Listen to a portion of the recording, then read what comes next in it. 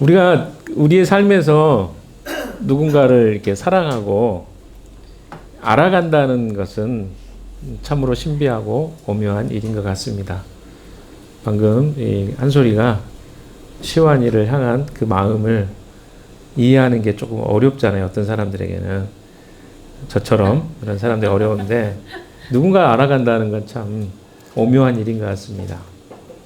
특별히 누군가를 사랑하는 관계가 되면 우리는 그 사람을 독점적으로 깊이 이해하고 사랑한다고 말하는 그런 경향이 있습니다. 그러나 정말로 그 사람을 더 깊이 이해하고 사랑한다고 자신 있게 말할 수 있겠습니까? 이런 경우에 우리는 사랑하는 사람의 마음을 잘 알 수 있는 위치에 있게 된 것이죠. 참으로 사랑하는 사람을 잘 이해하고 사랑하게 되는 것은 아니라는 것입니다. 그러니까 내가 그 위치에 가 있을 수는 있지만 진짜 그 사람을 가장 잘 이해하고 사랑하고 있는지는 다른 문제 같습니다. 저도 결혼한 지 만 25년이 됐습니다. 그래서 이번에 안식 올 때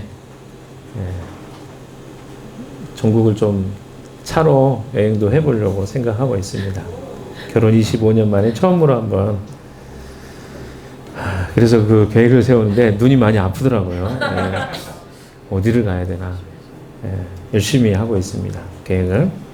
일주일까지는 세웠어요. 예약도 다 하고.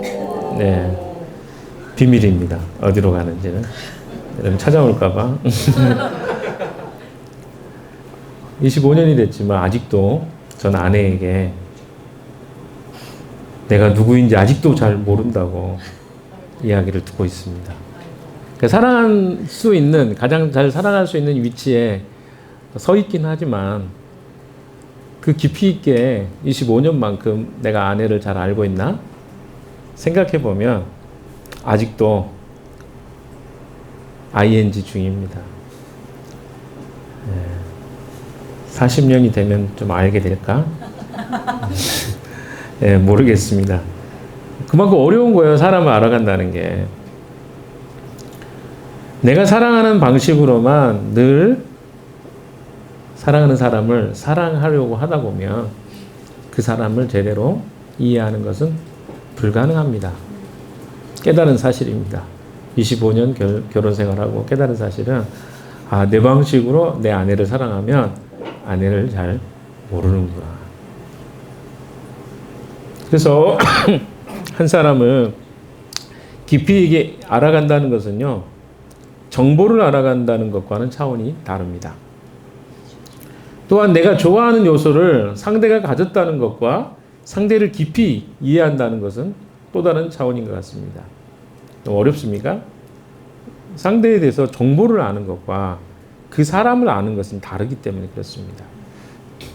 내가 좋아하는 요소를 상대가 가졌어요. 그래서 내가 그를 좋아합니다. 근데 그것은 그를 아는 게 아니에요.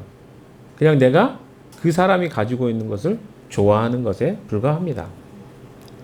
물론 상대를 깊이 이해하고 알아가는 요소로서 정보가 필요한 것은 사실입니다. 그리고 내가 좋아하는 요소를 상대가 가지고 있기 때문에 내가 그에게 관심을 가지게 되는 것도 사실입니다. 그러나 누군가에 대한 바른 이해는 이런 정보나 단순히 누군가를 좋아하는 것을 뛰어넘는 것이라고 생각합니다. 우리가 한 개인을 사랑하고 알아가는 부분에서도 이런 부분이 있는데, 우리가 하나님과 예수 그리스도, 성령님을 알아가는 부분은 어떨 것 같습니까? 오늘 본문에는요, 제자들이 이제 주님을 알겠다고 자신있게 이야기합니다. 본문의 내용을 듣다 보면 알겠습니다. 그래서 주님은 네가 나를 알았다고? 이렇게 이야기를 하셔요. 참 어렵죠. 예수님 알아가기 참 어렵습니다. 제자들이 생각할 때 이제까지 예수님 막 비유로 이야기하시고 했던 것을 이제 예수님이 좀 쉽게 이야기해 주니까 예수님 알겠습니다. 이렇게 이야기한단 말이에요. 그런데 예수님은 아니 너희들 날 다 배신할걸? 오늘 본문의 내용이 그런 이야기예요. 참 안다는 게 어려운 거야. 누구를 안다? 주님을 안다? 이건 정말 어려운 일입니다. 29절 30절에 보시면 우리가 아나이다. 우리가 믿사옵나이다. 이렇게 이야기한단 말이에요. 그러나 예수님께서는 그들이 예수님을 버리고 떠나게 될 것이고 흩어져 버릴 것이다. 이렇게 예언하십니다. 그래서 오늘 본문을 통해서요. 그럼 우리가 주님을 알아가기 위해서 무엇이 필요한지 오늘 핵심입니다. 주님을 알아가려면 과연 무엇이 필요할까? 이런 부분에 대해서 살펴보도록 하겠습니다. 25절 말씀을 같이 한번 읽어볼까요? 자, 읽겠습니다. 시작. 이런 것들을 내가 너희에게 비유로 말하라 했으나 다시는 내가 비유로 말하지 아니하고 아버지에 대하여 분명히 말해줄 때가 올 것이다. 제자들이 예수님을 알겠다고 선언하게 된 이유에는 예수님께서 이 말씀을 하신 원인이 있었습니다. 신약 성경에 즉 사복음서에 자주 등장하는 그 내용 단어 중에 하나가 비유입니다. 신천지가 좋아하죠. 비유풀이 좋아하잖아요. 요한복음만 해도 이런 그 예수님 자신에 대해서 나는 누구누구이다라고 하는 비유를 7번이나 사용하셨습니다. 뭐 예를 들어서 나는 선한 목자이다. 비유잖아요. 예수님 선한 목자로. 나는 참 포도나무다. 포도나무이다. 나는 양의 문이다. 나는 세상의 빛이다. 나는 하늘에서 내려온 빵이다. 살아있는 빵이다. 요한복음 6장에 나와 있죠. 나와 아버지는 하나이다. 나는 부활이요 생명이다. 뭐 이런 말씀들을 하셨거든요. 근데 제자들이 예수님 말씀을 이해하지 못했던 이유가 두 가지가 있습니다. 첫 번째는요. 예수님의 십자가와 부활과 승천을 그들이 아직 경험하지 못했어요. 그래서 제자들은 영적인 한계를 가지고 있었습니다. 예수님의 십자가와 부활하심과 승천을 경험하지 않았기 때문에 그 한계 속에서 예수님 바라보는 거예요. 사실은 성령이 오셔서 그들과 함께 할 때 제자들이 온전한 모습이 되는 것을 보게 됩니다. 그 전까지는 제자들은 한계를 가지고 있었습니다. 두 번째로 제자들은 땅에 있는 것들에 관심을 가졌습니다. 그 시선이 어디를 향해 있어요? 땅을 향해 있어요. 세상을 향해 있어요. 우리와 비슷하지 않습니까? 보여지는 것, 만져지는 것, 느껴지는 것. 느껴지잖아요. 우리 아까 한솔이는 뭐죠? 저는 안 느껴지는데 우리 한솔이 시완이의 감정이 느껴지는 거예요. 그건 나쁜 거 아니에요. 근데 중요한 건 거기에만 우리가 이제 그 세상의 것에만 시선이 가 있으면 하늘의 것을 볼 수는 없기 때문에 문제가 있는 것이죠. 제자들은 자꾸 땅에 있는 것에만 관심사를 가졌습니다. 그러니까 예수님 말씀을 이해하려고 하면 하늘의 것, 하나님의 관점과 시각으로 보아야 되는데 그렇게 보지 못하기 때문에 평행선을 달렸던 것이죠. 그래서 예수님이 주시고 싶었던 것과 제자들이 기대했던 것이 달랐던 이유로 제자들은 예수님 말씀을 이해하지 못했던 것입니다. 25절에 보면 하반절에 보면 때가 올 것이다 이렇게 표현되어 있죠. 분명히 말해줄 때가 올 것이다. 여기 보면 그때는 언제일까요? 제가 아까 이야기했습니다. 그때 요한복음에 때가 엄청 나옵니다. 뭐 요한복음 2장에도 예수님께서 가나의 혼인 잔치에서 물로 포도주를 바꾸실 때도 예수님이 때를 이야기했어요. 아직 내 때가 아닙니다. 어머니 마리아가 예수님한테 가서 물어보면 예수님 무엇인가 이루어질 것이다 라고 했을 때 예수님이 하셨던 말씀이 내 때가 아직 이르지 않았습니다. 계속 때를 이야기해요. 요한복음 7장에도 예수님의 동생들이 물어보잖아요. 아직 내 때가 아니다. 그 때가 언제입니까? 예수님이 십자가에 못 박혀서 영광을 받으실 그때, 그 때를 이야기합니다. 예수님은 늘 그 때를 이야기하셔서 요한복음에는. 그래서 이 십자가 사건이 굉장히 중요한 기점이 되기 때문에 그렇습니다. 근데 여기에 보시면 비유로 말하였으나 25절 나오죠. 내가 너희에게 비유로 말하였으나 이게 이제 헬라어로는 파로이미아라는 단어입니다. 근데 보통 비유라고 말하는 파라볼레라고 하는 영어는 패러블이죠. 비유가 여기서 이제 히브리에서 헬라어에서 나온 건데 파라볼레라고 하는 단어하고 파로이미아라고 하는 단어는 좀 다릅니다. 어떤 의미에서 다르냐면 이 단어는 흔하게 사용하는 비유의 의미라기보다는 조금 서술하면 수수께끼 같은 그런 내용을 언급할 때 파로이미아라는 단어를 사용합니다. 일반적인 비교를 통해서 의미를 설명하는 것은 파라볼레라는 단어를 사용하고 오늘 본문에 있는 단어 비유는 파로이미아라는 단어입니다. 어떤 차이가 있을까요? 예수님의 이야기들이 사람들에게는 뭘로 들렸어요? 수수께끼로 들렸어요. 이해하기 어렵게 들렸다고요. 주로 어려운 사실을 비유해서 이야기하는 게 비유인데 여기에 나와 있는 비유는 조금 다른 의미로 이해가 되었던 것입니다. 그래서 이걸 조금 우리말로 해석해보면 격언, 잠언, 속담 그리고 이해하기 어려운 이야기들을 이제 예수님이 하셨다는 거예요. 왜 이해를 못했을까요? 제자들이? 아까 이야기했잖아요. 아직 예수님의 영광의 때를 그들이 경험하지 않았기 때문에 이해가 안 된 거예요. 근데 앞으로는 이해하기 쉬워질 것이다. 왜? 예수님이 십자가에 못 박힐 때가 왔기 때문에 이렇게 이해를 하셔야 돼요. 그러니까 이게 왜 중요하죠? 그러니까 다른 말로 이야기하면 예수님이 계시는 그 시대에 제자들은 뭐예요? 아직 성령이 그들과 함께하지 않았어요. 그래서 성령이 함께하기 전과 후의 제자들의 모습은 너무나 달라지게 되는 것을 보게 됩니다. 그만큼 뭐가 중요한 거예요? 성령의 내주하심, 인도하심, 함께하심. 그러니까 그리스도인은 다른 말로 이야기하면 성령과 함께하는 사람들. 제자들은 아직 그 성령을 경험하지 않았기 때문에 예수님의 이야기를 잘 이해하지 못했다는 것입니다. 26절 한번 같이 읽어봅시다. 시작. 그날에는 너희가 내 이름으로 아버지께 구할 것이다. 내가 너희를 위하여 아버지께 구하겠다는 말이 아니다. 무슨 말입니까? 예수님은요, 그날에는 너희가 내 이름으로 구할 것이다. 왜? 성령이 오셔서 성령이 그들과 함께 하십니다. 그래서 어때요? 아버지께 직접 기도할 수 있게 된 거죠. 왜? 예수님이 십자가에 이제 곧 못 박혀서 죽으실 것이기 때문에. 십자가 사건이 우리 기독교에는 너무나 중요합니다. 우리 죄의 문제를, 하나님과 관계 문제를 해결해 주셨기 때문에 그렇죠. 그러나 보십시오. 이게 오해가 될 수 있어요. 25절을 잘 이해하시면 26절의 말씀이 이해가 되는데 잘 이해를 못하면 26절이 좀 어렵다는 말이죠. 아까 제가 이야기 드렸죠. 예수님이 십자가의 때라는 것을 기준으로 해서 예수님 십자가를 지시고 난 다음에 제자들이 어떻게 해요?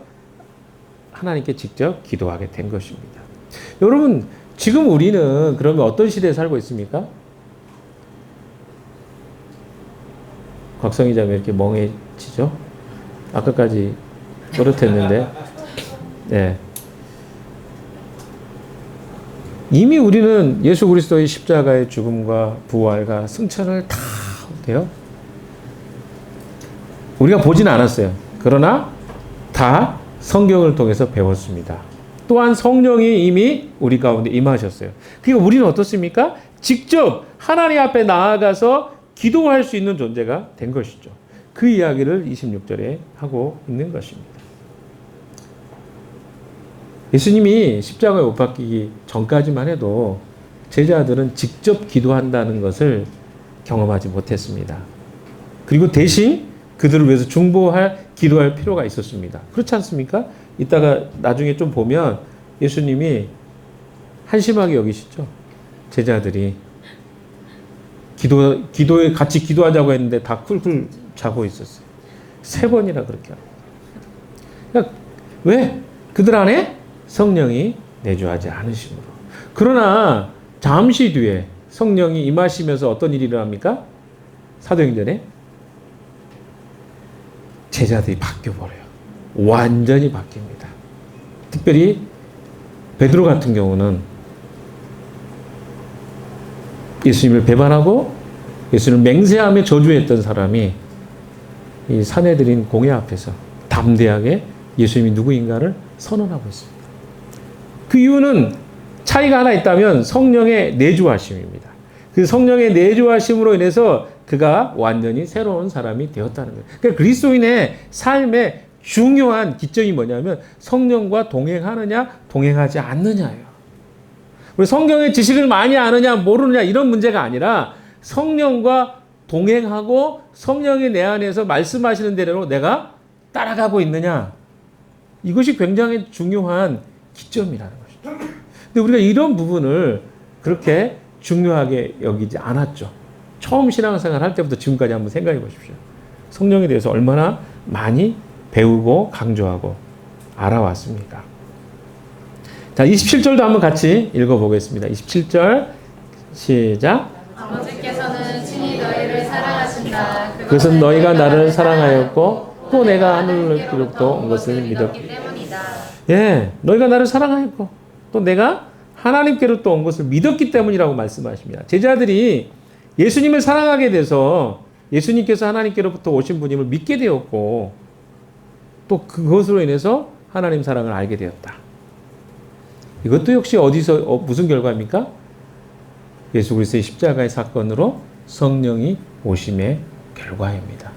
성령이 오셔야만, 성령이 우리 안에 내주하셔야만 우리가 예수님을 사랑할 수 있게 되는 거예요. 그런데 제자들이 이 말을 듣고 나서 29절 30절에 뭐라고 한지 아십니까? 같이 읽읍시다. 시작. 그 제자들이 말하였다. 보십시오. 이제 밝히어 말씀하여 주시고 비유로 말씀하지 않으시니 이제야 우리는 선생님께서 모든 것을 알고 계시다는 것과 누가 선생님께 물어볼 필요가 없을 정도로 환히 알려주신다는 것을 알았습니다. 이것으로 우리는 선생님이 하나님께로부터 오신 것. 제자들이요, 이 말이 이해가 된 거예요. 예수님 하신 말씀이. 그래서 제자들이 드디어 이 말씀을 드리죠. 주님, 이제 알겠습니다. 이렇게 비유로 말씀 안 하니까 우리가 이해하게 됐어요. 전에는 예수님 비유로 말씀하시니까 뭔 말인지 우리 몰랐단 말이에요. 칭찬받고 싶었던 것 같아요.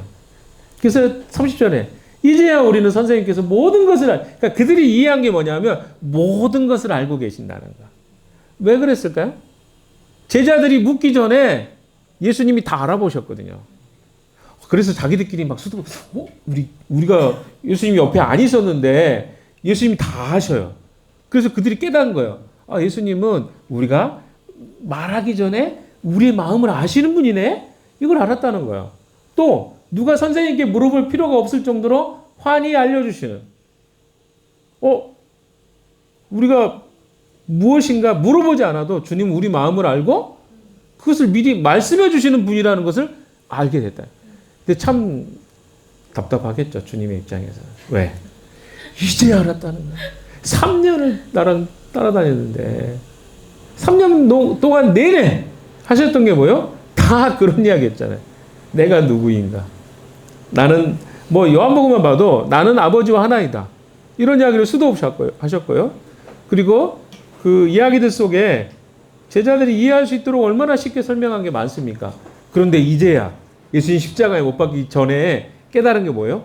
야, 예수님 이제 알았습니다. 비유로 말씀 안 하시니까 예수님이 그러니까 우리가 이야기하기 전에 우리 마음을 아시고 우리에게 뭐가 필요한지 아시는 분이라는 걸 이제 알았습니다.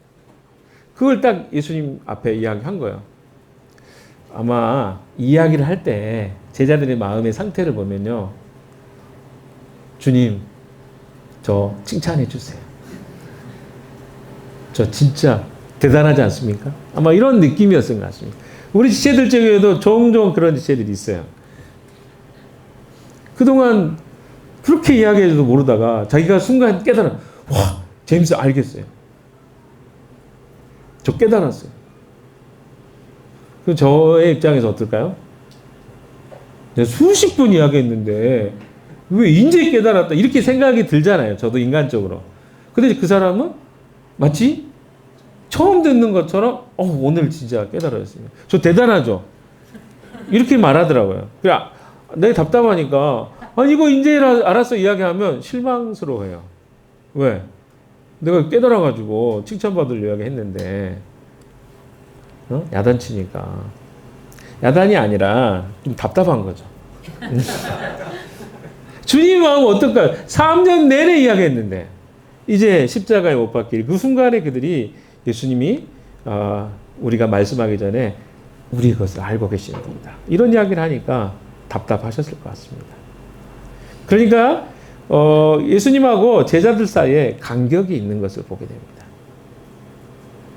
그들의 생각에는요, 예수님의 오심과 예수님이 다시 십자가에 못 박히시는 것이 이해됐다고 그들의 고백하고 있는 것이죠. 그러나 한번 쭉 보십시오. 요한복음 전체 속에서 예수님의 제자들과 유대인들은요, 계속 예수님의 여정을 이해하지 못했습니다. 7장에도, 8장에도, 13장에도, 14장에도, 16장에도. 유대인들은 예수님의 기원을 안다고 이야기했지만, 예수님이 누구의 아들이라고 했어요? 나사렛의 목수의 아들 아니냐? 요셉이 네 아버지 아니냐? 이랬거든요. 그들은 안다고 그랬어요. 몰랐잖아요.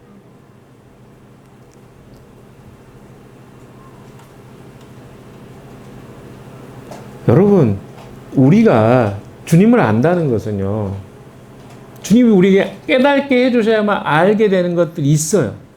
그러나 우리가 깨달아져야만 그것이 사실이냐 진리냐 이 문제는 좀 다릅니다. 무슨 말이냐면 우리가 그것이 깨달아지지 않더라도 사실이고 진리인 것들은 많아요. 근데 우리에게는 뭐가 있는 거예요? 내가 이해되고 깨달아져야만 그게 진리고 진실이고 사실이 되는 경향이 있습니다. 자, 오늘 이제 31절부터가 예수님이 하시는 말씀입니다. 31절. 네, 보시면 31절 읽어봅시다. 시작. 예수께서 대답하셨다. 이제는 너희가 믿느냐? 예, 여기서 말씀이 뉘앙스가 중요합니다. 이게 칭찬일까요? 제가 이미 이야기했죠. 뉘앙스가 칭찬은 아니에요. 왜냐하면 뒤에 이야기를 보면 알아요. 31절 읽어봅시다. 시작. 보아라, 너희가 나를 혼자 버려두고 제각기 자기 집으로 흩어져 갈 때가 올 것이다. 그때가 벌써 왔다. 그런데 아버지께서 나와 함께 계시니 나는 혼자 있는 것이 아니다. 32절의 이야기를 보면 야 너희들 나를 다 버리고 도망갈 거야 이 말이거든요. 그러니까 앞에 있는 이야기가 칭찬은 아니에요. 그래서 영어 성경에 보면 NIV에 보면 You believe at last. 그게 무슨 말이냐면 마침내 너희가 믿는구나 이렇게 해석이 가능합니다. 그러나 조금 반문적으로 해석하면 정말 너희가 믿는 것이냐? 네가 나를 정말 믿는다고? 아닐걸? 니들 조금 있으면 다 도망갈 거야. 그러니까 이게 온전한 믿음이라고 예수님은 보지 않았어요.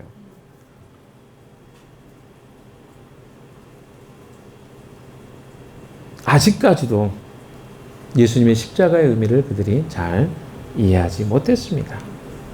그래서 예수님은요, 조금 있으면 제자들이 예수님만 혼자 두고 각각 자기 집으로 도망갈 것을 애원하고 계십니다. 그럼 왜 정말 너희가 믿는 것이냐? 이렇게 질문하고 있을까요? 그들 입장에서 상당히 실망스럽죠. 왜 주님께 칭찬받으려고 주님인지 알겠습니다 했는데 예수님이 야 네가 진짜 믿는 거야? 너 조금 있으면 나 다 버리고 도망갈 건데? 이런 말을 하신 이유가 뭐겠냐는 거죠. 사실 이런 부분들이 우리가 겪는 어려움입니다. 해석하기 참 어렵죠. 신앙생활 중에 우리가 뭔가를 깊이 깨달아지는 순간이 있습니다. 그래서 기뻐서 누군가에게 이야기하고 저 이거 발견했습니다. 너무 기뻐요. 막 이렇게 합니다. 그런데 시간이 지나면 다시 원상복귀 하고 있는 것을 우리는 종종 발견하지 않습니까? 우리 상민이가 어디 화장실 갔다 온 것 같아요. 상민이 들었어야 되는데 예, 다시 해야 되나? 예. 줌으로 들어왔어요. 다행이네. 자, 다시 심각하게 고민됐습니다. 예. 이거 중요한데 우리가 종종, 다시 이야기합니다. 종종 어떤 진리를 발견했다고 생각해요. 그래서 너무 기뻐요. 와, 나 이거 너 진리 발견했다. 나 새로운 깨달음을 나 이렇게 살아보려고요. 막 합니다. 그런데 시간이 좀 지나면 다시 원상복귀해 있는 모습, 우리의 모습을 보곤 하지 않습니까? 왜 그럴까요? 왜 우리는 그렇게 쉽게 진리를 깨달았으면 진리 발견한 대로 살아가야 되잖아요. 근데 나중에 지나고 나면 그 발견했던 그 시간은 잠깐이고 다시 원상복귀되어 있는 모습을 우리는 보게 됩니다. 그것은 우리의 인식의 한계 때문에 그렇습니다. 인식의 한계 때문에 그래요. 예수님은요, 그들의 믿음의 한계를 알고 계셨습니다. 다른 말로 이야기하면 그냥 우리가 정보나 지식으로 깨닫는 것은요, 오래 가지 않는다는 거예요. 저도 대학생 때부터 진리를 굉장히 추구하고 지식을 추구했습니다. 혼자 책도 많이 봤어요. 그래서 어떤 날은 너무 기뻐서 밤이 새도록 책을 읽기도 하고 성경을 읽기도 했습니다. 믿지 않을지 의심스럽긴 하지만 그런 날들이 있었어요. 우리에게는요, 어떤 것이 깨달아지면 정말 그것이 너무 기뻐서 설레기도 하고 누군가에게 막 전해주고 싶고 복음에 대해서 그럴 때가 있지 않습니까? 그러나 우리에게 이런 한계가 있는 이유가 무엇인지 아십니까? 우리 안에 성령의 내주하심으로 그 내주하신 성령과 교제하고 사는 것과 단순히 내가 정보와 지식을 발견하는 것의 차이라고 생각합니다. 즉 우리의 믿음은 성령과 동행하는 것으로 훈련할 때만이 온전해진다는 말씀을 하고 계신 것입니다. 그러니까 말씀을 잠깐 듣고 기뻐할 수 있습니다. 그러나 유지되지 않는 이유는 내가 성령과 동행해서 살아가고 있지 않기 때문에 그래요. 마지막 절을 같이 한번 볼까요? 자, 시작. 내가 이것을 너희에게 말한 것은 너희가 내 안에서 평화를 얻게 하려는 것이다. 너희는 세상에서 환난을 당할 것이다. 그러나 용기를 내어라. 내가 세상을 이겼다. 예, 33절에 보시면요. 세상에서와 내 안에가 대조를 이루고 있습니다. 또 환난과 평화가 대조를 이루고 있죠. 그러니까 너희가 내 안에서 평화를 얻게 될 것이다. 너희는 세상에서 환난을 당할 거야. 이게 두 개가 달라요. 어디 안에서? In Christ. 우리는 평화를 가져요. 그러나 세상 속에서는 환난을 당하는 거죠. 지금 제자들에게 하고 싶은 이야기가 뭐냐면 지금 어떤 지식을 하나 정보를 깨달은 것을 기뻐하는 그들을 향해서 지금 너희가 그럴 때가 아니야. 지금 너희에게 다가온 것은 내가 너희 안에 거하는 날, 성령이 거함으로 평화를 유지하는 날이 올 거야 라고 하는 충고를 주죠. 그러나 사실 실제로는 너희는 세상에서 환난을 당하는 상황이야 지금이. 근데 제자들은 아직 그것을 깨닫지도 못하고 알지도 못하고 있는 상황입니다. 그래서 긴박하게 주님은 이 이야기를 하시는 거예요. 이 이야기들이 끝나고 나면 예수님은 이제 십자가에 못 박히시는 장면이 이어집니다. 제자들은 그걸 모르고 있는 거예요. 본문에서는요, 이것이 대조로 보이잖아요. 예수님이 주시는 평화와 세상이 제자들을 향해서 주게 될 환난을 대조해서 보입니다. 그러나 여기 보시면 예수님이 주시는 평화가 세상에 대한 예수님의 승리를 묘사하고 있습니다. 예수님이 세상에 승리하지 않았으면 평화가 올 수 없다는 거예요. 그래서 세상에서 제자들이 환난을 겪지만 결국은 그리스도 안에서는 그들이 평화를 누리게 된다. 이 말은 뭐냐면 너희들이 직접적으로 눈에 보이는 어떤 환난과 어려움을 당하는 것은 사실일 거야. 그러나 내 안에 있으면 이것조차도 어때요? 평화로 바뀌게 될 거야. 이 말은 왜 이 말씀을 하시냐면요. 이들이 기억했으면 하는 거예요. 제자들이 아직 솔직히 그냥 멍하잖아요. 못 알아먹잖아요. 저도 설교할 때 가장 힘들 때가 언제냐면, 아니면 우리 사역을 할 때 힘들 때가 언제냐면, 말을 하는데 말하는 대상하고 나하고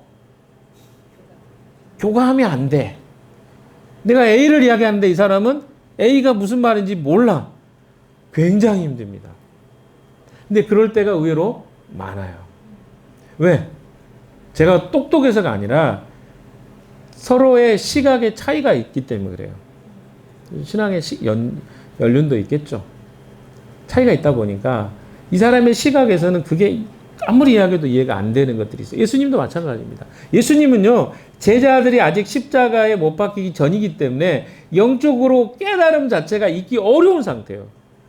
놀라운 사실은 제가 여러 차례 이야기 드렸지만 제자들에게 이 말씀을 그래도 하고 계신 건 뭐냐면 나중에 성령님이 다 깨닫게 하시기 때문에. 그래서 어떤 의미에서 어떤 이야기들은 깨닫지 못할 때 하는 것이 필요합니다. 왜? 어른이 되면 영적으로 성숙해지면 깨달아질 일이 오기 때문에 그래요. 그래서 종종 여러분에게 제가 그런 이야기를 했던 기억이 납니다. 지금은 이해를 못할 수도 있어. 그러나 내가 힘들지만 이야기를 꼭 해주는 거야. 기억해. 녹화해주면 더 좋겠지만 녹화를 못해도 기억했으면 좋겠어. 이 말을 꼭 합니다. 왜? 깨달아질 날이 와요. 우리 뭐 옛날 이야기 좀 해볼까요? 우리 강한솔 형제랑 서울에서 우리 교회 할 때 앞에 있는 커피숍이 있었어요. 탐앤탐스인가? 네, 그 커피숍에서 한솔이랑 여러 가지 이야기를 했습니다. 근데 몇 마디 안 했는데 얼굴이 검해지기 시작하더니 예, 말을 못 듣더라고요. 그래서 여기서 멈춰야 되나? 생각이 많이 들었습니다. 그러나 끝까지 이야기를 했습니다. 나중에 이야기를 한솔이랑 이야기를 하니까 그걸 생각하더라고요. 그때는 자기가 그런지도 몰랐더라. 한참 지나고 나니까 이해가 되더라. 제임스가 하셨던 말씀이 이런 말씀이었구나. 근데 그때는 억울하기만 했다고 이야기하더라고요. 때로는 그럴 수 있다고 생각이 듭니다. 예수님께서 제자들을 바라보면 저는 그 예수님이 진짜 이렇게 말하면 그런데 여러분 이해하기 쉽게 뭐 사람들 있잖아요. 부처같다. 예수님 부처같다 하면 말이 이상하긴 하지만 그러니까 뭐냐면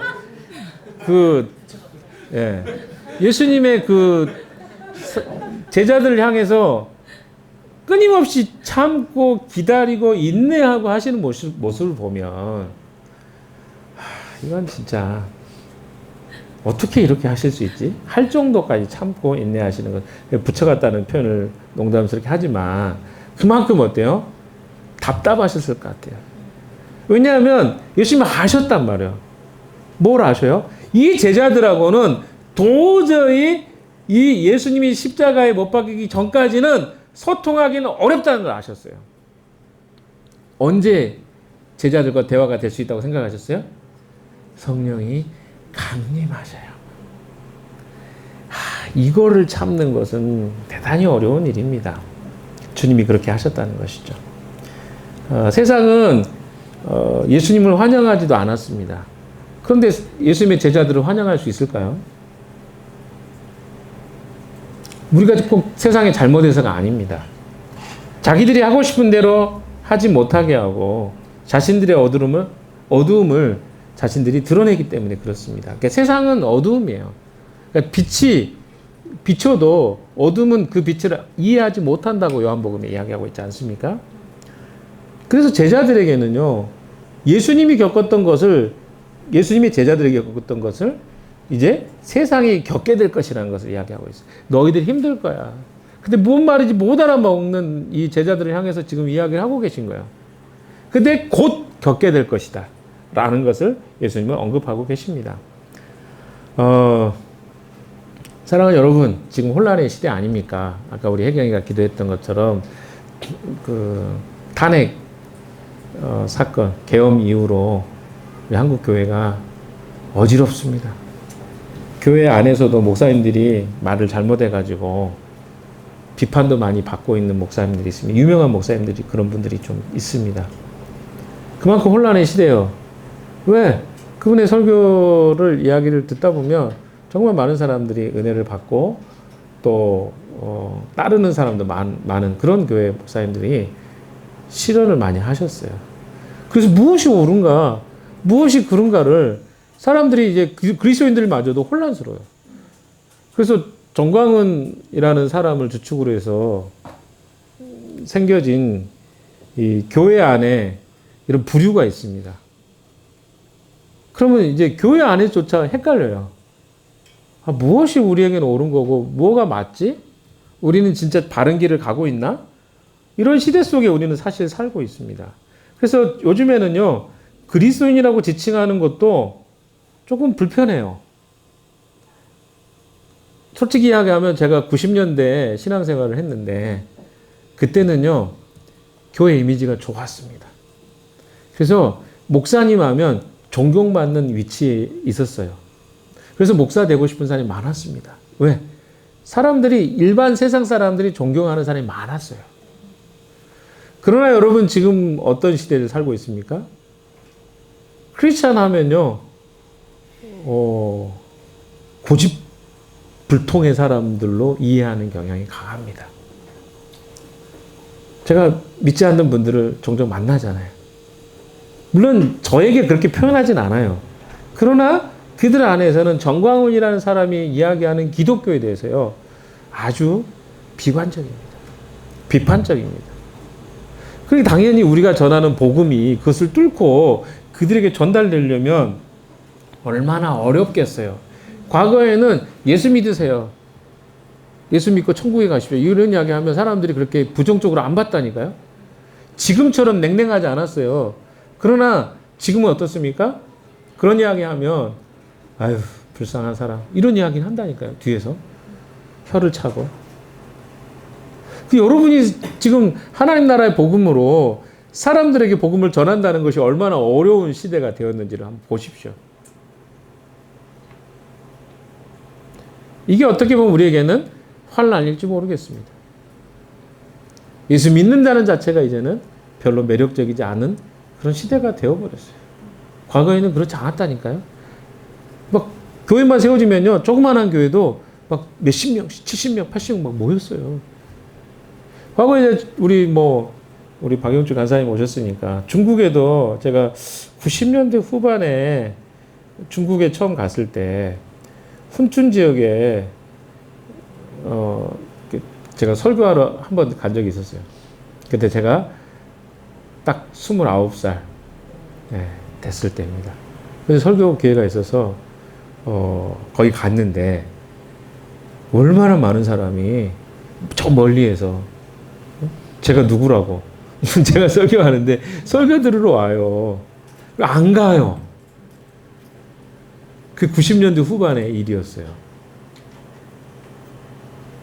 근데 기독교인들이 문제겠죠. 지금은 기독교가 그렇게 긍정적인 이미지가 아니기 때문에 사람들이 별로 좋아하지 않게 된 지금 현실입니다. 예수님이 지금 승천하시기 직전에 상황도 저는 유사하다고 생각합니다. 그래서 그들에게 제자들이 무엇을 그러면 예수님을 이해하고 예수님을 잘 세상에서 이 예수님의 제자로 살아갈 무엇이 필요했을까요? 오늘 결론 부분입니다. 무엇이 필요했을까요?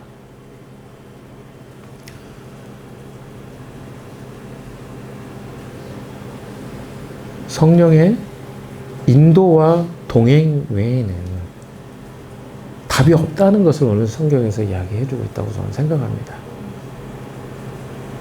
그러니까 우리의 사역이나 삶은요, 이제까지는 우리가 가지고 있었던 정보와 지식으로 이렇게 살았어요. 기독교에 대한 정보를 전달하는 것이 우리가 복음 전도라고 했다고 한다면 사실 성경이 이야기하고 있는 전도는요, 오직 성령이 너에게 임하시면, 사도행전 1장 8절이죠. 성령이 너에게 임하시면 너희가 권능을 받고 능력을 받는다는 거죠. 예루살렘과 온 유대와 사마리아와 땅끝까지 이르러 복음을 증거한다는 거예요. 그러니까 다른 말로 이야기하면 성령이 우리 안에 내주하심으로 우리를 이끌어 가셔야만 복음이 증거되는 거예요. 이게 갈라지는 거예요. 마지막 날에 그 이야기 하잖아요. 알곡과 쭉정이가 있다. 가라지도 있다는 거예요. 가짜도 있다는 거죠. 진짜도 있고 가짜도 있다. 근데 진짜와 가짜를 어떻게 구분할 것이냐? 그 안에 성령의 내주하심이 있느냐? 성령과 동행함이 있느냐? 중요한 화두라고 생각합니다. 하나님께서 본강좌나 심화강좌를 할 때 이 성령의 이야기를 꼭 합니다. 본강좌 안에 내용이 들어가 있어요. 근데 목사님들조차도 성령의 인도가 무엇인지 잘 모르는 사람들이 있더라니까요. 같은 조에 이야기할 때. 그러면 좀 분명해지죠. 아, 우리의 삶에 이 성령의 인도받고 살아가는 삶이 세상에서 평안을 누리는 삶이 될 수 있고, 세상의 환난을 극복하고, 왜? 예수 그리스도가 세상을 이겼다라고 승리했다는 배경 속에 있는 거거든요. 그럼 그리스도가 승리하셨어요. 무엇으로? 십자가 사건으로. 근데 이 십자가 사건의 결과물이 무엇입니까? 성령의 오심이에요.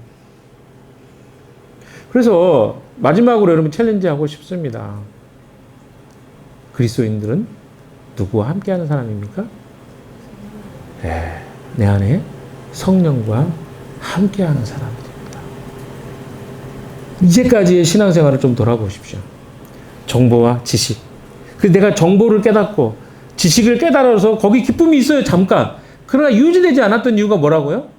지속적으로 성령의 인도를 받지 않았기 때문이다. 사랑하는 여러분, 그리스도인은요, 성령과 함께 사는 삶입니다. 그래서 우리 삶 가운데 문제가 생기고 염려가 생기고 일이 생길 때마다 우리는 주님 앞에 물어야 돼요. 이 한 주간 살면서 제가 챌린지 드렸잖아요. 문제가 생길 때 여러분 물어보셨나요? 물어보시면요, 주님은 반드시 응답하시는 분입니다. 말씀해 주시는 분이요. 그러니까 우리가 그 훈련이 안 돼서 그 음성을 못 듣는 것 뿐이에요. 저의 인생에서도 수많은 어려움이 많았습니다. 제가 선교사로 살 때도 참 많이 어려움이 있었어요.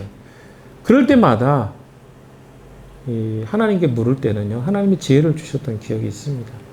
지금도 마찬가지입니다. 근데 중요한 건 뭐냐면 내가 그렇게 주님 앞에 간절하게 문제 앞에 무릎 꿇지 않더라는 거예요. 이게 우리의 싸움입니다. 찾는 것 어렵습니다. 오늘 아침에도 목자님하고 목자님 한 명밖에 없는데 아무튼 이런 이야기를 했는데, 네, 목자님하고 찾는 이 전도하는 게 참 쉽지 않습니다. 이런 이야기를 서로 같이 했어요. 찾는 이가 많잖아요, 우리 주변에. 이번 주 또 우리 그 수련회 때도 찾는 이들 오잖아요. 쉽지 않죠. 그러나 어떻습니까? 주님께 묻고 또 주님 앞에 지혜를 달라고 구하고, 그게 우리가 가야 될 길 아닐까요? 여러분 어떻습니까? 반짝 지식을 듣고 깨닫는 시간이 큐티 시간이 아니고 메시지 시간이 아니고 주님과 동행하는 것을 훈련하고 배우는 것이 이 시간이라고 저는 생각합니다. 한 주간 동안 주님께 물으십시오. 그럼 주님이 여러분의 문제와 필요를 아시고 답을 주실 거라고 저는 확신합니다. 그래서 이 한 주간 주님의 성령의 인도를 받고 승리하는 여러분 되시기를 주님의 이름으로 축원합니다. 기도하겠습니다. 하나님 아버지, 성령의 인도를 받는 것이 유일한 우리의 답인 것을 말씀을 통해서 듣게 해주시니 감사합니다. 기독교인들이 비난받는 시대에 살고 있습니다. 기독교가 좋은 이미지가 아닌 시대에 우리가 살고 있습니다. 이 모든 문제를 넘어서 하나님 나라의 복음을 주변에 있는 사람에 증거하는 것은 우리의 삶이 성령으로 인도함 받을 때만 가능한 것임을 고백합니다. 주님, 우리로 그 주님을 따라가는 한 주가 되게 해 주시옵소서. 예수님 이름으로 기도했습니다.